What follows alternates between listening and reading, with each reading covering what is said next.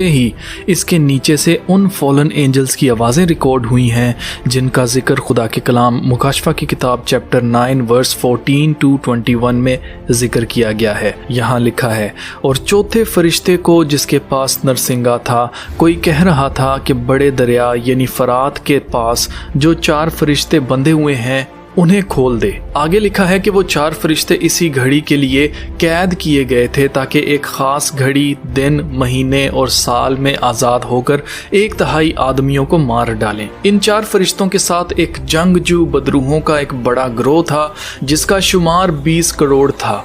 यानी ये 20 करोड़ बदरूहें ज़मीन के 1/3 यानी 1/3 आदमियों को मार डालेंगी।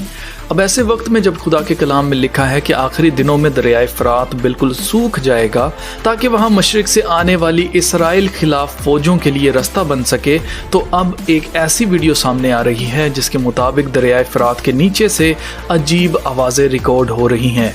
आप ज़रा ये क्लिप देखें, फिर इस पर बात करते हैं।